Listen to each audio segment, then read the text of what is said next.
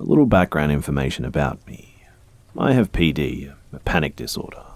For those who don't know what it is, it's a mental illness that causes extreme anxiety, severe panic attacks, and just a slew of problems. I've been suffering from this for over a year now, and while it's getting better, it's still very difficult to deal with, and keep this in mind as I tell the story. So, my husband and I have been married a little over a year now.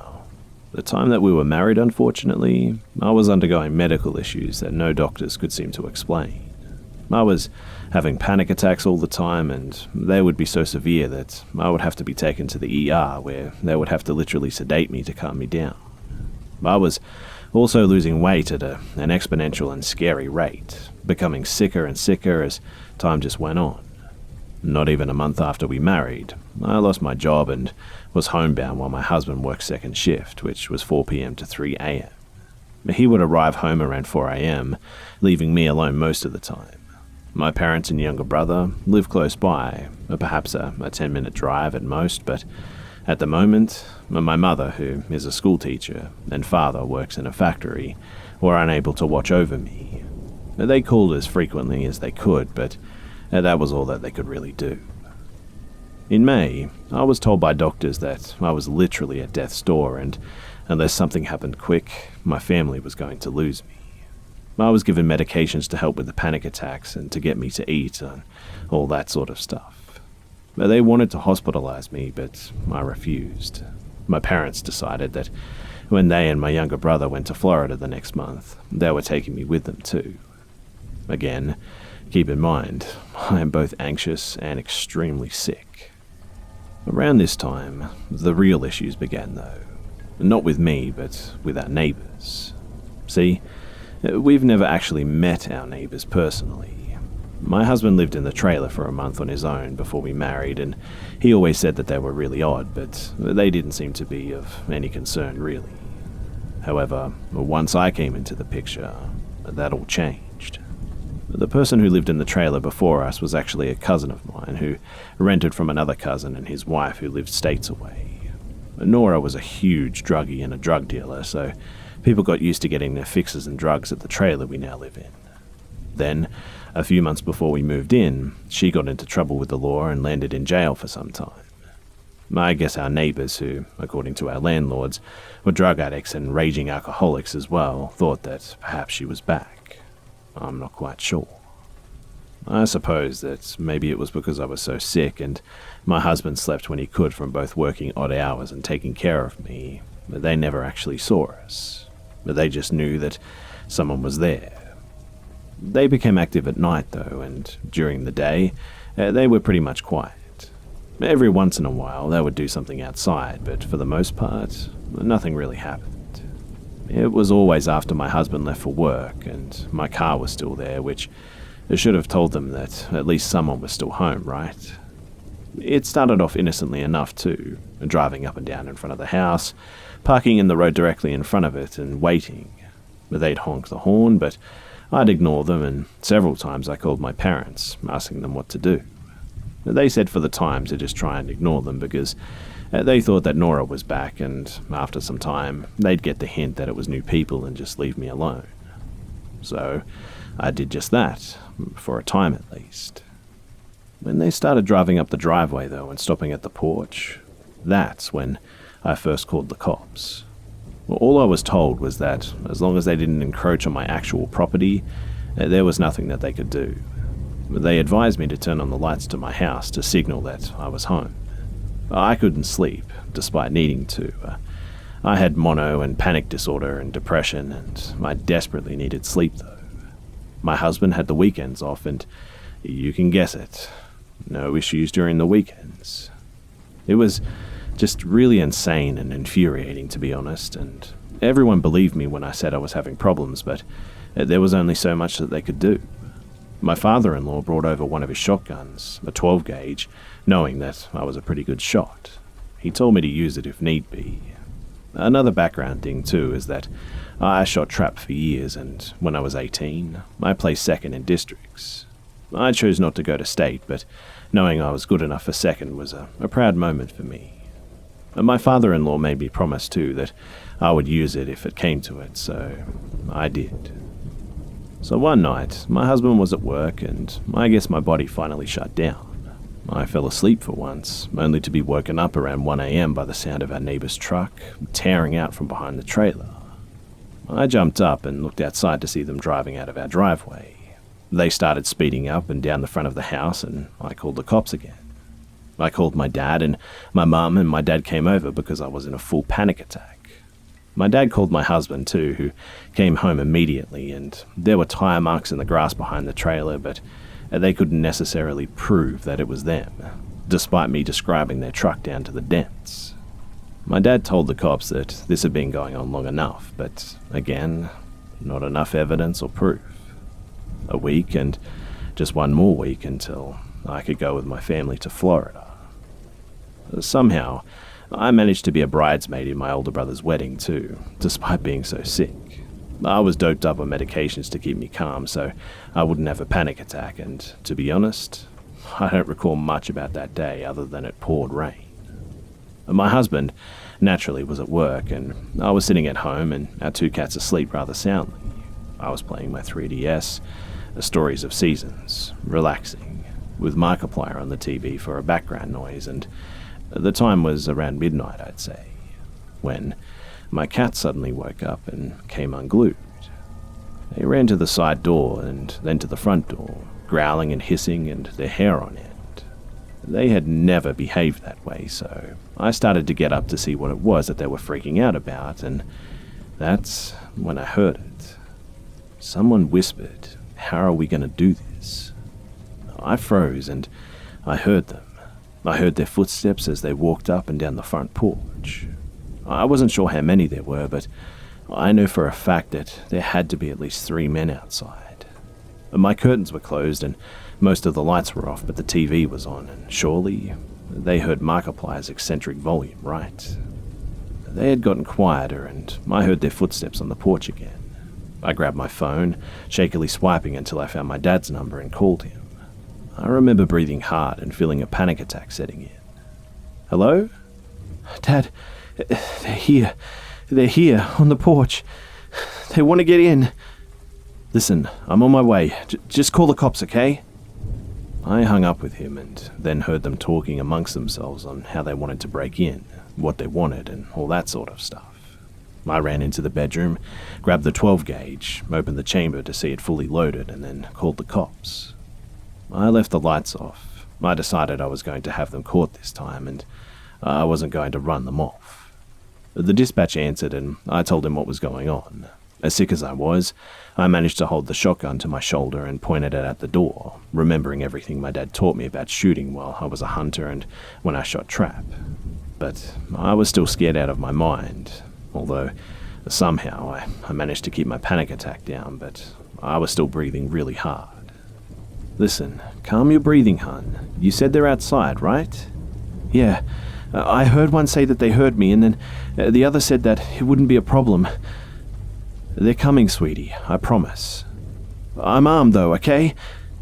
"Excuse me?" "I'm armed," I yelled, hoping that they'd hear me. "With what, sweetheart?" "A 12 gauge. They won't hurt me. I'm not going to let them." "She's armed, guys," I heard him tell the police, who I suppose were on their way. I heard armed from one of the guys outside, and then silence. I heard their footsteps leaving, and then saw the lights to my dad's truck. "My dad's here," I said, and I lowered the shotgun and ran outside, my dad and my younger brother running out of the truck. My dad had the Judge in his hand, which is a pistol that shoots 12 gauge rounds. It feels like a fucking hand cannon. You'd swear you'd broken your wrist, to be honest. While my younger brother was holding a knife. I told the operator that it was my dad and my brother, and they're armed too, and they said, "Okay, what of the men?" I said, "I don't see them," and they said, "When the cops get there, make sure to disarm yourselves." I thanked the dispatcher for everything, and about this time, the cops pulled up. I told my dad and younger brother to disarm themselves, so they put their weapons in the truck while I took my gun inside and sat it in the kitchen on top of our dinner table. My dad told me to get back in the house and for my younger brother to go with me. As soon as I stepped inside, the panic attack, It hit me. My dad came inside for a moment and hugged me, telling me how brave I'd been, especially for holding it as long as I did. Shaking, crying, gasping for breath, I listened as he went back outside. The cops found footprints and an area on the porch where the men had tried to break in at one point, but the men had scattered at this point, leaving it difficult for cops to trace exactly where they'd come from. My dad told them that it was the neighbors, and my landlords actually called and told the cops that it was more than likely our neighbors as well, who had apparently been giving my cousin who lives up the road a difficult time as well. The cops did notice some of the footprints went into the neighbor's yard, but they weren't home, of course. I remember my dad and younger brother standing outside just as the cops pulled up, yelling as loudly as they could that they would drop them if they ever so much saw them around me again. And my dad was yelling, "Enough is enough," over and over again. "She's sick, she needs rest. Leave her the hell alone, I'll drop your ass, I swear to God." And I noticed that he was actually crying. My dad just isn't the type of person to do that. My whole life, I've seen my dad cry maybe a handful of times. When he talked about his deceased father, and when my mum's mum died, and when the doctors told me that I was on death's door, and when my younger brother was born. There's a 10 years difference between me and him, and 12 between him and his older brother. My dad had been scared that he wouldn't get there in time, and maybe, just maybe, I would hesitate to protect myself. But I had made up my mind, and I wasn't going to let them get away with it anymore. That night, my husband came home and hugged me really tightly. I thought my lungs were going to burst, in fact, and my younger brother texted me what was going on, but reassured him that I was okay. A week later, I went to Florida, and time went on, and I'm still getting better. As for my neighbors, well, I haven't had problems from them again. I'm not sure if it was the cops actually going to their house, or if it was my dad and younger brother threatening them, or maybe it was me, them hearing me say that I was armed. I don't know, and to be honest, I don't care. They're still there, but man, do I hope that nothing like this ever happens again.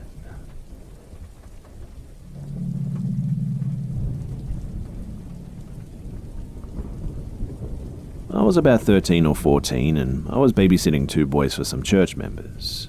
I had done it before, and the kids loved me, and the parents were very comfortable with me. This was a night where they were going to be gone for pretty much until like 2:30 in the morning or something. I was doing it for free that day too, because they were going to do something church-related, and that's just how it rolled. Anyway, the house they lived in was in an apartment complex. You know, one of those small ones that had 2 floors and 4 places in each spot? They're on the bottom floor with 2 bedrooms on either side of the apartment, with the kitchen on the left and the living room on the right, with the sliding glass door to a small patio and a public bathroom next to the front door. It was about, I think 1:30, and I knew that they should be getting home soon. The kids were knocked out, obviously after begging and 3 bedtime stories, and I had finished my homework and they didn't have cable. This was before Netflix became an online service, so they had a couple of DVDs and VHSs to watch, so I grabbed the Land Before Time to make the night go quicker. I was already very tired at this point and had nodded off a couple of times, and at about 2, I could hear knocking on the front door, and knowing the parents had a key, I did nothing but sit there in the dark with the TV glowing. Being a paranoid person and someone who watches and reads enough horror, I grabbed the baseball bat that was next to the couch. And what happened next will haunt me forever. I heard a small voice, almost like a young woman's, say, "Oh dear, that won't help you." My heart stopped, and I realized the patio door didn't have the blinds shut. My eyes shift slowly to the door, and I see someone on the patio staring in. I couldn't make anything out, other than that they were very short and wide. I screamed and just ran into the kids' room at this point. Thankfully, they were still asleep, and sadly, this was before I had a cell phone and there were no cordless phones. All I did was push the dresser in front of the door and stared at the window of the room. And that's when it became dark as a shadow loomed on the window. The knocking started again, and the woman's voice called out, "Come on, dearie, I won't hurt you, please come out." The window was being knocked so hard at this point that I was afraid that it was going to break. But the kids finally woke up and they were screaming and scared, and I was a big girl and could at the time lift my own weight, but knowing that I had two kids with me, I became vulnerable and afraid. But within 2 seconds, I hear the father yell out, "Hey, who the hell are you?" And the person just ran off. The front door opened and there was harsh knocking on the kids' bedroom door. Thankfully, it was the parents, and after I let them in and put the dresser back, I explained what happened and they called the police. When they arrived, they obviously found nothing, but the bushes that hide the patio were obviously cut up and ripped up to get through. I babysat for them once more after that, but after they moved away about 5 months later, I never babysat anyone ever again. And again, to this day, I know the woman was long gone, but every time I hear a knock, a chill runs through me.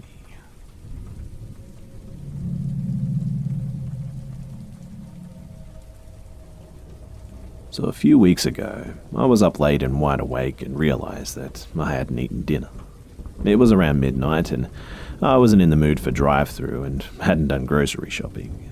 So I decided to go to my local 24-hour Walmart for a frozen pizza and some ice cream. I'm clearly single, right?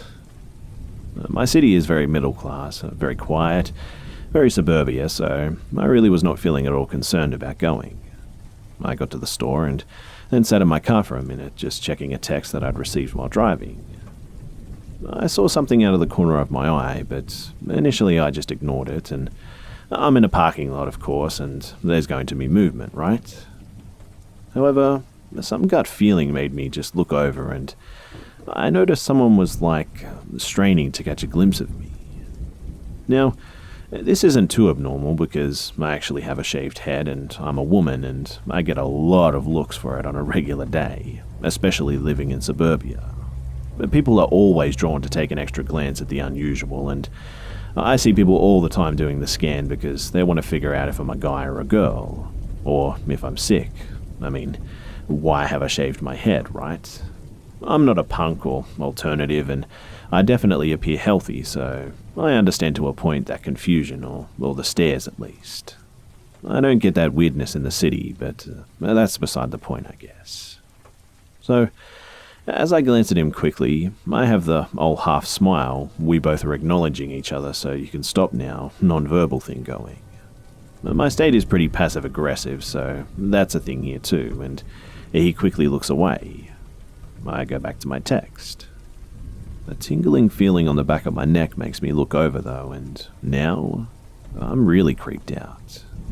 He's really staring at me, but now that I'm looking closer, I see that the way that he's staring is not at all out of curiosity.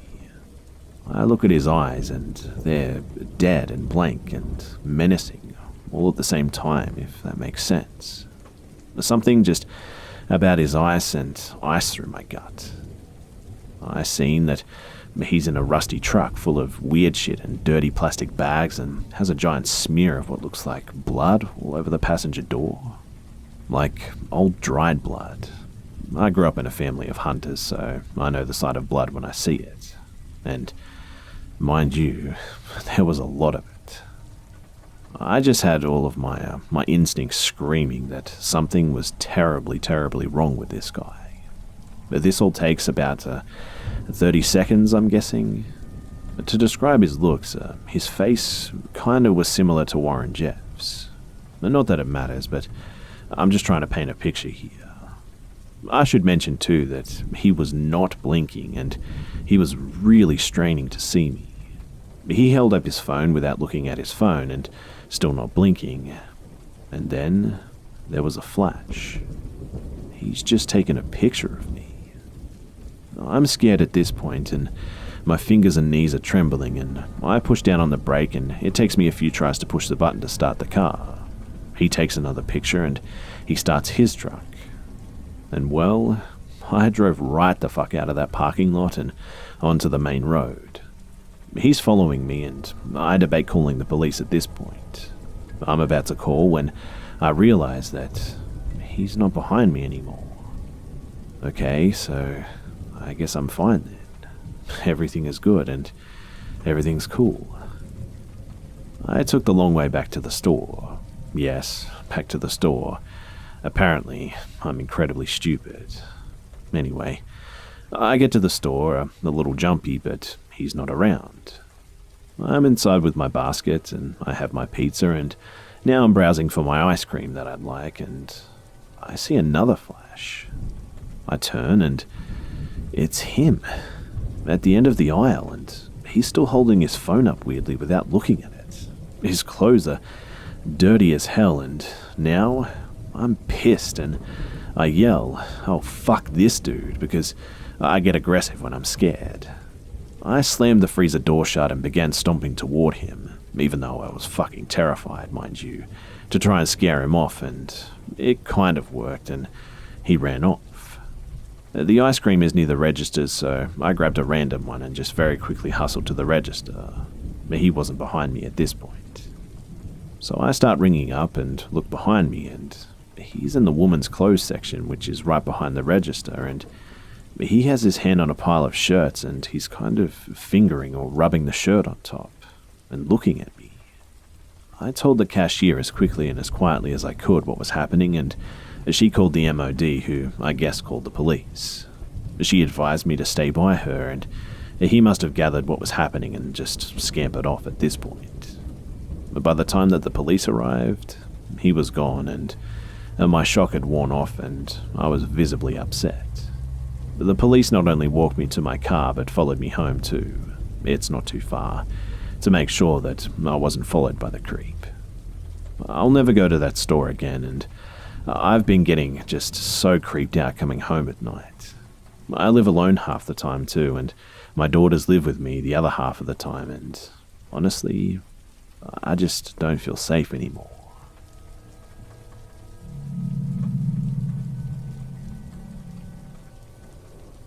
Back in 1998 or 99, I was around 5 or 6 years old and living in a crime and drug-ridden part of the downtown area.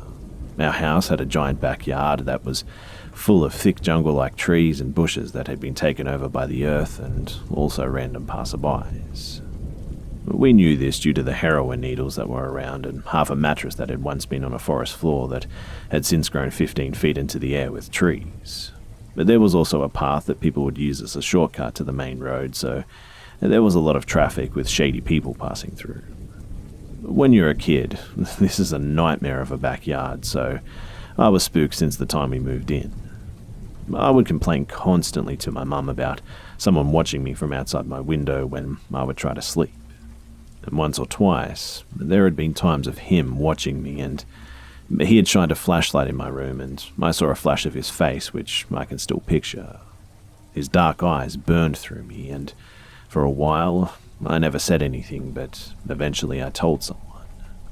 My mum always said that it was just a nightmare, and I brushed it off for a week or two while ignoring my relentless complaints. Eventually, after having to fight with me to go to sleep one night, my mum had dragged me outside the next morning to prove me wrong. But we went outside to my window, and to her surprise, the grass had been stomped on, only outside of my window, to the point that the grass was almost dead and mud remained.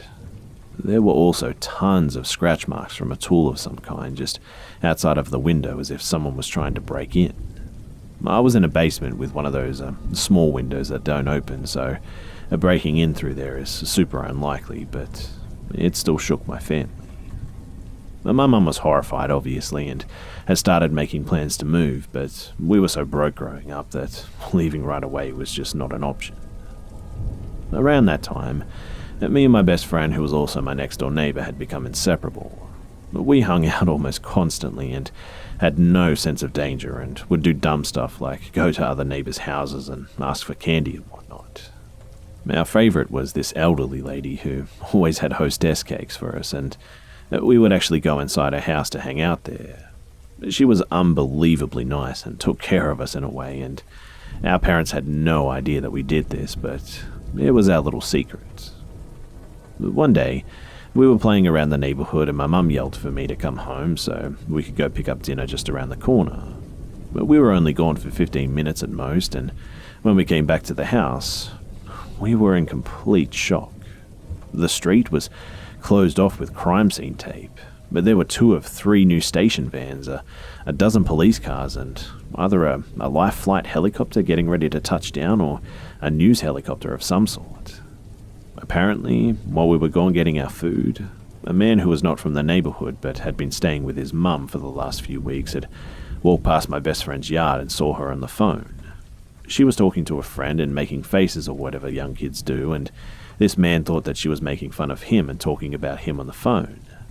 This man got so upset at the thought of someone making fun of him that he walked back to his mum's house and came back with a butcher's knife and was planning on killing this girl for mistreating him. Because of where she was sitting on the porch, she could see him coming back with the knife and ran inside her home and locked herself in the bathroom and called the police with the phone that she luckily already had in her hand. Unfortunately, my friend's mum was in the kitchen and was not so lucky. The man took his anger out on her and stabbed her so many times that I can't even remember the number, but I think it was in the 20s. Somehow, though, she survived and made a full recovery after many surgeries. After his arrest, the story was all over the news, and I remember watching it with my mum pretty religiously to make sure that my friend's mum was alright. They posted his mugshot, and I remember the most intense amount of fear flowing through me, because the man who stabbed this woman was also the man who watched me outside of my window at night. I actually later found out too that we had met this man weeks earlier at the elderly lady's house that we frequented for candy. It was her son, and he had initially met us at her house and had been keeping an eye on us ever since. He had only gotten out of prison a month or so earlier too, and was staying with her since his release. I just never took note of him when we first met, but maybe if I did, I would have known right away who my Night Stalker was and could have perhaps prevented all that happened after. In the end, we never did end up moving. My mum figured that the danger was gone, so we just stayed another year, and to this day, I never sleep with my blinds open.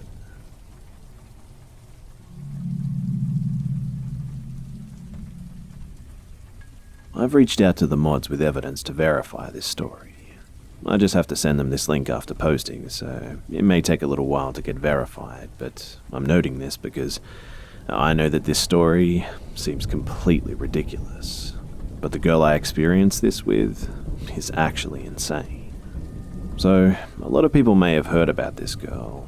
She was all over the news after she stalked a guy, bombarded him with 65,000 texts, and broke into his house all over one date. We met shortly after she went on that date with him, and we were friends for a while before she broke into his house.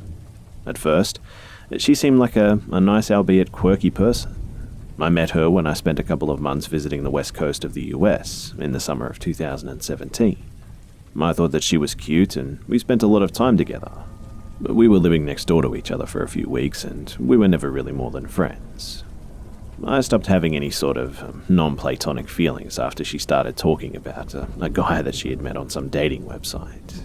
Apparently, he was her soulmate and she had somehow been guided to him by following her birth calendar. I would only later come to know that they had only been on one date and he never spoke to her again. I thought that was weird, but I enjoyed our conversations for the most part, and she was funny and nice, so we remained friends, and eventually she moved on to short flings with a guy and then another girl from Tinder. All the while, still talking to me about this guy that she was going to marry, saying that she liked how jealous he got when she would tell him about hooking up with other people. A couple of weeks later, and she started to get really erratic too. I confronted her a few times about how she was acting, and she told me that she had recently stopped taking her meds but would start taking them again. She came home one day and decided to tell me that she had a court date coming up for a DUI.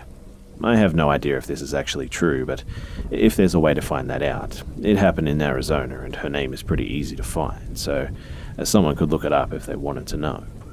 Her plan, though, was instead to leave the country and go to South America. I told her what a dumb idea that was, and even though she actually went all the way to the airport in a different city, she wound up coming back. Apparently, her soulmate was no longer answering her texts, and she took that as a sign that she should drag her ass back to where he was and fix their relationship. She was upset that he may be seeing other people, even though it seemed okay to her that she was seeing other people. Later on, she told me that she had texted him and said that if he blocked her, she would know that that meant that he wanted her to come and find him. Obviously, he blocked her, and obviously, that didn't go over well with her. So, she moved a couple of days later, and the summer was ending, and I moved back to the East Coast. I didn't hear from her for a while, but then we started talking again through text and WhatsApp. She told me that she found a roommate and was working on her art again, and it just generally seemed like she was in a better place. I was happy to have my friend back and healthy, but that didn't last longer than a couple of months. Eventually, her behavior started to seem erratic again. She was sending dozens of texts at a time, and they were just all over the place. Several of them had to do with her soulmate and how she was still following him, even though he had called the police and blocked her. I told her to stop and tried to get her to take her meds and tried to reason with her 100 times. I was on the opposite side of the country, though, and had no way of getting in touch with her family, who I never knew much about anyway, or friends to try and get them to help her. She was a kind person and a good friend, and she was taking care of her mental health, and I cared about her, but I couldn't force her to take care of herself, right? One day, I set aside some time to call her, and I told her that she was overwhelming me and that she really needed to reach out to her family or someone who could help her. She told me I couldn't do that because she needed to stay with me or she would have to go back to her ex-husband. I don't think any of this is true, but she thought that her ex-husband was going to have her killed or followed or something, that he had the entire police force in his pocket and had paid her family to give him intel on her whereabouts and what was going on in her life. So I had just moved for a job and I lived in a small studio in a big city. I had no room for anyone to stay long term, and I wasn't about to do that anyway since she was honestly starting to scare me at this point. She asked me if I was still living at my address, which really freaked me out because I had never given her my address or put it anywhere online, and she wouldn't tell me how she got it too. I asked her to leave me alone and told her that we couldn't be friends anymore unless she took some steps to get better.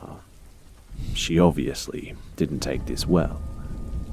Though I hated my tiny cramped apartment, the reason why I was drawn to it was because it had great security. It was actually on the upper floors of a hotel, although the hotel rooms were much nicer than the residence, and no one was allowed through the residence elevators unless the resident had given their name to the security ahead of time and the guest had to show ID. After what happened next, I loved my cramped little apartment because the staff, they saved me. So it had to be over a week since I had talked to her because I blocked her number and blocked on WhatsApp. She tried texting me from 4 different phone numbers, using text-free and all that stuff, but I just blocked them all and never responded. I was walking home from work one day and I was sure that I saw her across the street from my building, but it was storming out and I didn't get a good view, so I wasn't sure. I rushed upstairs and calmed myself down in my apartment. Maybe I was just being paranoid. It's a big city, lots of people have brown hair and glasses, and I'm just worried about her. But then, the phone rang. The desk was calling to see if I'd forgotten to let them know that I had a visitor, and my heart, it sank. I asked them who was waiting, and they said that they tried asking her name or ID, but she just walked out. And at that point, I knew that it was her from the way that they described her. I texted a mutual friend from over the summer, and I wasn't really close with him, so we hadn't stayed in touch, but he told me that she had completely lost it and that he had blocked her too. Apparently, she had gone back on the dating site that she met her soulmate on and found someone who looked just like him in my city. She was convinced that it was him and had come to find him.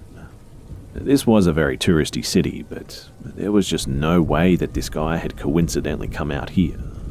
I was sure at this point that she had gone completely bonkers and knew that she was well aware of where that guy actually lived. I took a page out of her book and used a text-free number to text her that she should leave me alone and I would call the cops if she ever came near me or my building again. In retrospect, I just shouldn't have contacted her at all, but I was emotional and not using my better judgment. She said that she just wanted to know if I could help her find something. I texted back really fucking fast too and didn't even try to hide it. Then I deleted the text-free app so she couldn't reach me again. Now, I lived in a very crowded area and I knew that she couldn't get into my building, but I was still scared whenever I had to take public transit alone at night or was walking through less crowded areas to get home. I had a friend who used to work for the police, but not in this city or at the time this all happened, and she would drive or walk me home from work whenever she could for a while. She told me that I should go ahead and report it, even though they couldn't really do anything since she hadn't hurt me and nothing had really happened, but I was embarrassed and, again, I didn't use my better judgment. I felt like it was my fault for engaging with her for so long, and I knew that she was mentally unstable and I would still try to be a friend and help her and all that. Maybe I gave her the wrong idea that I could do more for her or something. Anyway, I ended up moving to a new city for another job after that and didn't hear from her again. I later found out the reason why was that a couple of months later, she had once again gone back to Arizona and had been arrested for breaking into a soulmate's house and using his bathtub. They found a large knife in her car, and I didn't want to go into too much detail about her stalking of that guy and what she said about him in our text because I wanted to try and focus more on my personal experience with her instead of his, but I could answer some questions in the comments if anyone has any. In the end, I don't know what she was there for or what she could have done, but she was totally unstable when she arrived at my place. And who knows, maybe that knife, maybe it was meant for me.